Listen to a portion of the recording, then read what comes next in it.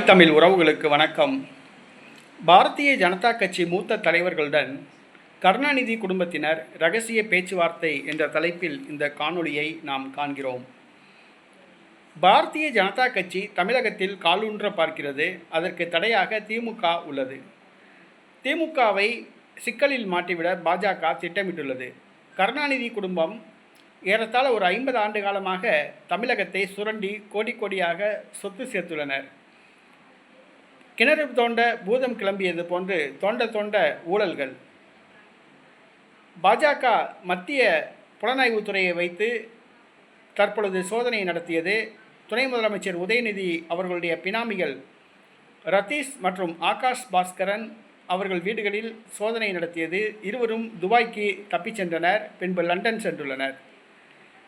இந்த டாஸ்மாக் ஊழலில் ஒரு பிரபல தமிழ் திரைப்பட நடிகையும் சிக்கியுள்ளார். இந்த சூழ்நிலையில் கருணாநிதி குடும்பத்தை பாஜக அமலாக்கத்துறை சுற்றி வளைத்துள்ளது. தேர்தலுக்கு முன்பாக உதயநிதி ஸ்டாலினை சிறையில் அடைக்க பாஜக திட்டமிட்டுள்ளது. தேர்தலுக்கு ஒரு சில மாதங்களுக்கு முன்பாக முதலமைச்சர் மு.க. ஸ்டாலினுக்கு குறிவைத்துள்ளது. ஆகவே எந்த நேரத்திலும் உதயநிதி ஸ்டாலின் சுற்றி வளைக்கப்படலாம்.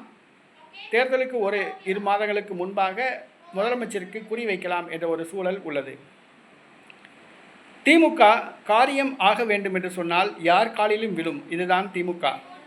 1999ஆம் ஆண்டு 2001ஆம் ஆண்டு நடைபெற்ற தேர்தல்களில் பாரதிய ஜனதா கட்சியுடன் கூட்டணி வைத்து தேர்தலை சந்தித்த கட்சிதான் திமுக. ஆனால் தற்பொழுது தான் மதவாத கட்சி அல்ல, மதச்சார்பற்ற கட்சி என்று நிரூபித்து காண்பிப்பதற்காக முயற்சி எடுத்துக்கொண்டிருக்கிறது.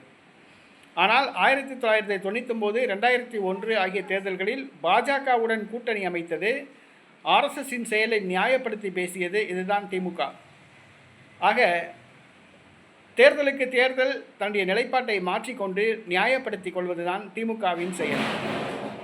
தற்பொழுது பாஜகவானது திமுகவுக்கு கிடுக்கிப்பிடி போட்டுள்ளது. இதிலிருந்து தப்பிப்பதற்காக திமுக குடும்பத்தினர், அதாவது கருணாநிதி குடும்பத்தினர் பாஜக மூத்த தலைவர்களுடன் ரகசிய பேச்சுவார்த்தை நடத்தி வருகின்றனர். பிரதமர் நரேந்திர மோடி, ராஜ்நாத் சிங், அமித்ஷா, நிர்மலா சீதாராமன், நட்டா ஆகியோரை சந்தித்து கருணாநிதி குடும்பத்தினர் ரகசிய பேச்சுவார்த்தை நடத்துகின்றனர். மு.க. ஸ்டாலின், துர்கா ஸ்டாலின், சபரீசன், கனிமொழி ஆகியோர் இந்த விஷயத்தில் தீவிரமாக இறங்கியுள்ளனர். கருணாநிதி குடும்பத்தினர் பாஜகவுடன் ரகசிய பேச்சுவார்த்தை நடத்தி வருகின்றனர். அதற்கு அமலாக்கத்துறை சோதனையிலிருந்து தப்பிப்பதற்காக திமுக தன்னுடைய கூட்டணி கட்சிகளை கலற்றிவிட்டு பாஜகவுடன் கைகோர்க்குமா அல்லது அந்த கூட்டணியில் இருந்து கொண்டு மறைமுகமாக பாஜகவுக்கு ஆதரவு தருமா என்பது தெரியவில்லை. இன்னும் நிலைப்பாடு என்னவென்று தெரியவில்லை. பேரம் சம்பந்தமாக என்ன பேரம் பேசப்படுகிறது என்பதும் தெரியவில்லை.